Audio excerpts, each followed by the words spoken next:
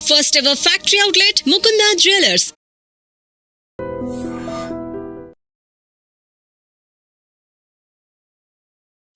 రెండవది ఏంటంటే ఎప్పుడు ఎండలనే జరిగేది. ఏప్రిల్ 27 ఎప్పుడు ఎండాకాలమే. ఎండాకాలమే కదా ఏప్రిల్ 27. కాకపోతే డే ఎర్లీగా స్టార్ట్ అయ్యేది, నైట్ వరకు కంటిన్యూ అయ్యేది. రేపు మాత్రం అలా ఉండదు. రేపు 6 స్టార్ట్ అవుతుంది. 8 కల్లా ఎవరు మాట్లాడరమ్మా. కళాకారులు పాటలు పాడతారు. ఆయన వచ్చే ముందు ఆ జిల్లా వరంగల్ జిల్లాలో పెడుతున్నాం కాబట్టి జిల్లా అధ్యక్షులు ఎవరన్నా ఉంటే ఆయన ఒక్కడు మాట్లాడతాడు. ఆయన పిలుస్తాడు. 2 నిమిషాలు మాట్లాడి ఆయన పిలుస్తాడు. ఆయనకు మైక్ ఇచ్చేస్తారు. కాబట్టి ఇంకెవరు మాట్లాడరు. మూడో వ్యక్తి మాట్లాడాడు. 2-3 గంటల నుంచి రసమై బాలకిషన్ టీం అంతా పాటలు పాడుతూ ఉంటుంది. మళ్ళీ ఒకసారి ఎండ దెబ్బ గురించి వాళ్ళు ఆలోచించకుండా వాళ్ళ ఆలోచనలను పాటల దిక్కు మలుపుకుంటాడు కొంతవరకు. బట్ జనం అయితే వస్తారు. 4 వరకు 5 వరకు పలచగా ఉన్నా కూడా 6 వరకు మొత్తం 1200 ఎకరాలు నిండిపోతుంది. ఏం అనుమానం లేదు. 10 లక్షల కంటే ఎక్కువే వస్తారు తప్ప తక్కువ రారు. ఇది కౌంట్ 10 లక్షలు వస్తే దాన్ని 25 లక్షలని కూడా చెప్పొచ్చు. ఏముండదు దానికి. కాబట్టి రేపు సభ బాగా సక్సెస్ అవుతుంది. ఒక ఇతర పార్టీలకు ఒక మెసేజ్ కూడా పోతుంది. గోడ దునకాలనుకున్న వాళ్ళు ఇటు దిక్కే దునుకుతారు. ఇక అటు దునకరు. గోడ మీద ఉన్న వాళ్ళు ఎవరన్నా ఉంటే ఇటు దునుకుతారు. తర్వాత అటు పోయిన వాళ్ళు కూడా ఇంకా లాభం లేదు, మన భవిష్యత్తు టీఆర్ఎస్తోనే ఉంటే బాగుంటుందని చెప్పి కృష్ణమోహన్ రెడ్డి గారు స్టేట్మెంట్ ఇచ్చినట్టు నేను ఇక్కడనే ఉన్నా, నేను అక్కడ లేను అని చెప్పుకుంటారు. పార్లమెంట్లో కూడా రిటర్న్గా అక్కడ సుప్రీంకోర్టులో కూడా రిటర్న్గా ఇస్తారు. మేము టీఆర్ఎస్లోనే ఉన్నాము కాబట్టి మా మీద చర్యలు తీసుకోవాల్సిన అవసరం లేదు అని. సో ఇట్లాంటివన్నీ జరుగుతూ ఉంటాయమ్మా. కాబట్టి ఇది ఈ టైంలో టీఆర్ఎస్కు ఈ బల ప్రదర్శన అవసరం. ఇక కేసీఆర్ గారు మీడియా దాదాపు 1 year నుంచి మీడియాలో లేరు. వారు వాళ్ళ చాలా విషయాలు చెప్పాల్సినవి ఉన్నాయి.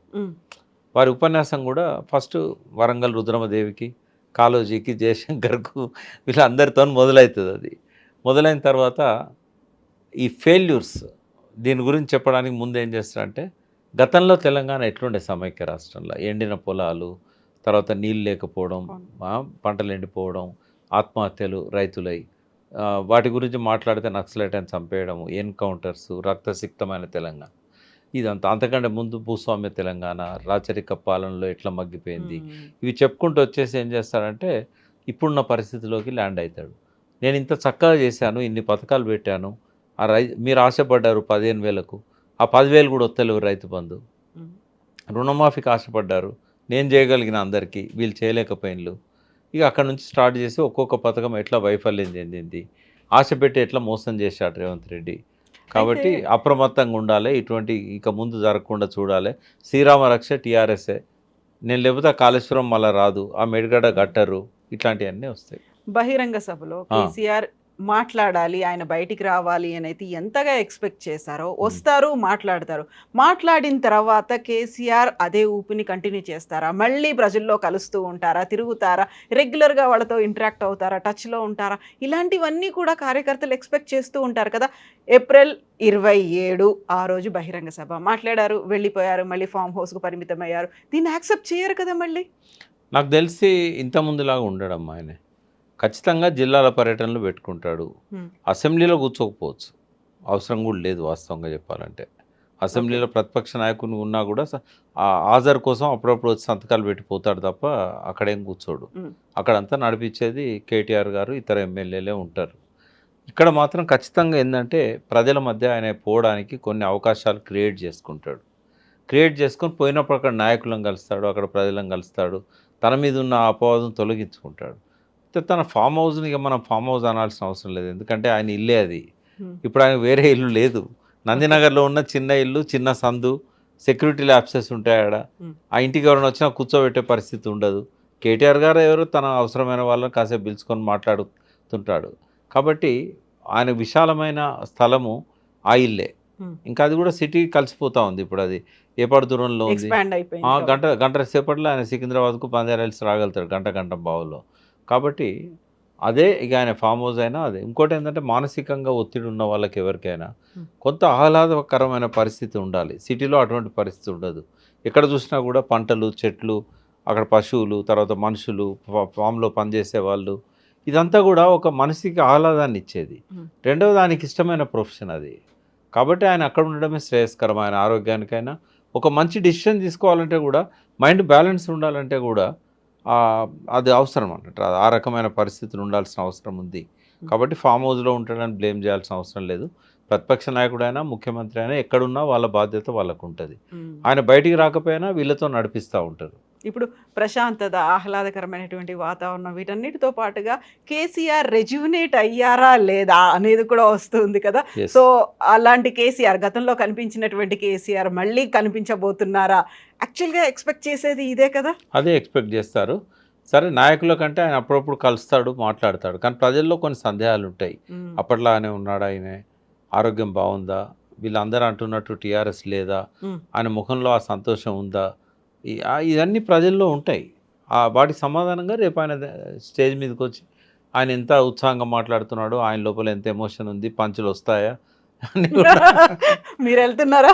నాకు వచ్చిందమ్మా పాస్. మొన్న మీతో మాట్లాడేటప్పుడు వాళ్ళు రాలేదన్నారు. నేనేమన్నా అంటే నేను చెప్పాను, ఏమో ఇప్పుడు మేము గుర్తుంటామో లేదో, ఎందుకంటే ఉద్యమ కాలం నాటి వాళ్ళం కదా, ఈ బీఆర్ఎస్ పెట్టినాడు కూడా మమ్మల్ని విలువలేదని కూడా చెప్పాను నేను. అవును. బట్ వాళ్ళే ఆఫీస్ ఇన్ఛార్జ్ ఎవరైతే ఉన్నారో మాజీ రాజ్యసభ సభ్యులు చంద్రశేఖర్ రెడ్డి గారు, ఆయన నాకు రాత్రి ఫోన్ చేశారు. పాస్ కూడా నా చేతికి వచ్చింది, కార్ పాస్తో సహా వచ్చింది. నాకు ఎటువంటి ఆక్షేపణ లేదు. ఒక అబ్జర్వర్గా నేను ఆ సభలో ఉంటాను. నేను అడిగా, మరి నేను పార్టీ ఫ్రేమ్లో లేను కదా, మీరు నేను డాష్ మీద రావచ్చా అని అడిగా. అంటే తెలంగాణ తెచ్చిన వ్యక్తులుగా మిమ్మల్ని మేము గౌరవించుకుంటాము, మొదటి నుంచి ఓకే. ఆ వాదంతో ఉండి ఆ తీసుకురావడంలో మీరు పార్టీ ఆవిర్భావంలో ఉన్నారు కాబట్టి చాలా కాలం దానికోసం పనిచేస్తున్నారు, ఇప్పటికి పనిచేస్తున్నారు. కాబట్టి పార్టీలో ఉన్న వాళ్ళే కాదు కదా, మీలాంటి వాళ్ళు కూడా మాకు అవసరము అని చెప్పి ఆయన చెప్పారు. కాబట్టి నాకు ఎటువంటి ఇది లేదు, నేను ఖచ్చితంగా వెళ్తాను. కేసీఆర్ గారిని కూడా డాష్ మీద కలుస్తాను. యా. సో సామాన్య కార్యకర్తలు టీఆర్ఎస్తో ముందు నుంచి ఉన్న వాళ్ళు ఏదైతే కోరుకుంటున్నారో కేసీఆర్ నుంచి, అదే మీరు కూడా కోరుకుంటున్నారు కదా. నేను ఒకటి చెప్పనా అమ్మ, కేసీఆర్ గారి ఊపిరి ఉన్నంత వరకు కూడా ఆయనకి ఈక్వల్గా ఉండే ఒక ముఖ్యమంత్రిని మనం చూడలేము. ఓకే. Is a creator. పడి లేచిన కడలి తరంగం ఆయనే. ఒక కవి అంటాడు కదా, పడ్డందుకు కాదు నా అభినందన, లేచినందుకు అని. ఎన్ని ఆటుపోట్లను ఎదుర్కొన్నాడు. ఆ సమయంలో మేమంతా ఎమ్మడే ఉన్నాం కదా. ఆయనకున్న ప్రేమ కానీ మమకారం కానీ ప్రజల పట్ల, ఈ ప్రాంతం పట్ల, ఆయన అసంపూర్తిగా వదిలేసిన లక్ష్యాలు పూర్తి కావాలన్నా కూడా ఆయనే ఉండాలి. మళ్ళీ ఒకసారి ఆయన మళ్ళీ అధికారంలోకి వచ్చాడనుకోండి, ఖచ్చితంగా ఆకాంక్షలు ఏవైతే ఇప్పుడు పూర్తిగా తెలంగాణ ఆకాంక్షలు నెరవేరలేదని చెప్పి విమర్శలు వస్తున్నాయో వాటి ఖచ్చితంగా ఆయన పరిష్కారం చేయగలుగుతాడు. ఇంకోటి, ఆయనతో ఈ 25 ఏళ్ళ స్నేహం ఏదైతే ఉన్నదో, అందరికి 25, నాకు 26 ఏళ్ళు, అంతకంటే ఒక సంవత్సరం ముందు నుంచి ఆయనతో ఉన్నాం కదా. ఖచ్చితంగా ఆయనకు ఆల్టర్నేటివ్ ఎవరు లేరు. ఆయన ఆధ్వర్యంలోనే తెలంగాణ బంగారు తెలంగాణ కావాలని కోరుకుంటాం. కాబట్టి డెఫినెట్గా ఆయన మళ్ళీ వస్తాడు. కాకపోతే ఛాలెంజెస్ అయితే ఉన్నాయమ్మా, వాళ్ళు వాటిని సీరియస్గా తీసుకోవట్లేదు. ఛాలెంజెస్ రెండు వైపుల నుంచి ఉంటాయి. ఒకటి, ప్రజల లోపల 2 సార్లు ఈయనకి వేసినాం, ఓసారి కాంగ్రెస్కి వేసినాం, ఇంకోసారి బీజేపీకి వేద్దాం అనే ఆలోచనలు ఉంటాయి. రెండవది, బీజేపీ బీసీల ఆర్గనైజేషన్స్ అన్నింటినీ కూడా తమ వైపు తిప్పుకుంటున్నాయి. మందకృష్ణ గారిని ఎట్లయితే మీకు ఎంఆర్పిఎస్ మేమే చేస్తాం రిజర్వేషన్ అని చెప్పి పరేడ్ గ్రౌండ్లో పెద్ద మీటింగ్ పెట్టి ఆయన భుజం తట్టాడు కదా, అట్లా బీసీ సంఘాల నాయకులను కూడా వాళ్ళ దిక్కు పెట్టుకుంటున్నారు. ఆర్ కృష్ణ అయితే నేరుగా జాయిన్ అయిపోయాడు, ఆయన రాజ్యసభ సభ్యులు రిజైన్ చేశాడు, మళ్ళీ బీజేపీ నుంచి ఎలెక్ట్ అయ్యాడు. కాబట్టి బీసీలను కూడగట్టుకొని ఈటెల రాజేందర్నో ఇంకొక మున్నూరు కాపు వ్యక్తినో వాళ్ళు అధ్యక్షుని చేయబోతున్నారు. కాబట్టి బలమైన పార్టీగా ఎదగబోతున్నది బీజేపీ. దానికి ఎవరైనా టీఆర్ఎస్ నుంచి తోడయ్యారనుకోండి, ఇంకా అసలు తిరిగే ఉండదు వాళ్ళకు. అదే ఊహాగానాలు వస్తున్నాయి. ఎందుకంటే చాలాసార్లు మోడీ గారు టీఆర్ఎస్లో ఉన్న మరికొందరు అగ్రనాయకులను ఆయన ఫస్ట్ టర్మ్ నుంచి కూడా గాలాలు వేసే ప్రయత్నం చేస్తున్నాడు. కాబట్టి టీఆర్ఎస్ ఒక అగ్రనేతగా కేసీఆర్ గారు కానీ, దాని వర్కింగ్ ప్రెసిడెంట్గా కేటీఆర్ గారు కానీ ఎవరిని కూడా పక్కకు పెట్టద్దు, అందరినీ చేయాలి. ఎందుకంటే అది ఎవరికి నష్టం, వాళ్ళకే నష్టం. కాబట్టి వాస్తవంగా లాస్ట్ 10 years చరిత్ర చూస్తే ప్రతిపక్షాన్ని లేకుండా చేస్తానని చెప్పి ప్రతిపక్షాన్ని పెంచిందే కేసీఆర్ గారు. అంటే ఒకటి ఉంటుందమ్మా, లా ఆఫ్ అట్రాక్షన్ అని ఉంటుంది, ఎన్నోసార్లు చెప్పాను. మనము ఎవరైతే వీడేమైనా చేస్తాడేమో అని మనసులో అనుకుంటే మనమే వైబ్రేషన్ పంపి వాడు ఏదో చేసేటట్టు తయారు చేస్తున్నాం. మనం వీడితో ప్రమాదం ఉంటుందేమో అంటే అప్పటిదాకా మనకు ఉండదు, ప్రమాదం ఏదో చేయాలి ఆలోచన ఉండదు ఈ వైబ్రేషన్స్తోని.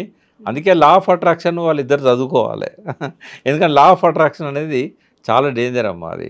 పాజిటివ్ కావచ్చు, నెగిటివ్ నెగిటివ్ కావచ్చు. కావచ్చు. మనం ప్రమాదం జరుగుద్దేమో అంటే జరుగుతుంది, ప్రమాదం జరగొద్దు అనుకుంటే జరగదు. కాబట్టి వాళ్ళు కొంతమందిని పక్కకు పెట్టాలనుకున్నా, కొంతమంది పట్ల వాళ్ళకు ఏదన్నా ఒక అవిశ్వాసమో ఇట్లాంటి అపనమ్మకమో ఉన్నా కూడా కలుపుకొని ముందుకు పోతే ఇందులో చీలిక రాదు. రెండవది బీసీలను కూడా వాళ్ళకు ఎజెండా ఇవ్వాలి. ఇది సందర్భం కాదు ఈ సభ, కానీ రాబోయే రోజుల్లో చెప్పాల్సిన అవసరం ఉంది కదా. గతంలో 2003లో BC agenda, SC agenda, SC ఎస్టీల ఎజెండా, దళిత ఎజెండా, ఆ సంబంధిత కులాలలో ఉన్న మేధావులను వాళ్ళని పిలిచి కూర్చోబెట్టి ఇద్దరు పాలసీలు తయారు చేశారు. సో ఇప్పుడు అవసరం ఉంది. ఇప్పుడు అన్ని కులాలకు వాళ్ళ మేమెంతో మాకంతా అనే ఒక నినాదం ఉంది కదా. ఆ నినాదం ప్రకారంగా మేము ఏమిస్తాం, కేవలం స్కాలర్షిప్లు లేకుంటే ఫైనాన్స్ కార్పొరేషన్ పెట్టి ఆటోలు కొనిస్తాం, షాపులు పెడితే ఇది కాదు వాళ్ళు కోరుకుంటున్నది. ఎవరికి వాళ్ళు ఇంకా ఎక్కువ ఎక్స్పెక్ట్ చేస్తాం. మాలాంటి వాళ్ళని కూర్చోబెట్టుకుంటే చాలా విషయాలు చెప్తాం. ఎజెండా ఎట్లుండాలి, దళిత ఎజెండా ఎట్లుండాలి, బీసీ ఎజెండా ఎట్లుండాలి. ఎందుకంటే గ్రౌండ్ నుంచి అందరితో సంబంధాలు ఉన్న వ్యక్తులుగా వాళ్ళు ఏం కోరుకుంటున్నారో మాకు తెలుస్తుంది. వాళ్ళు ఆయన దగ్గర పోలేరు, చెప్పలేరు.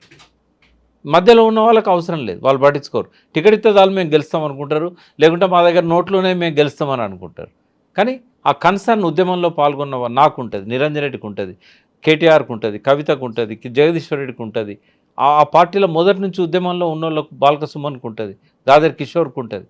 ఆ మమకారం, ఆ ప్రేమ, ఆ ఉద్యమంతో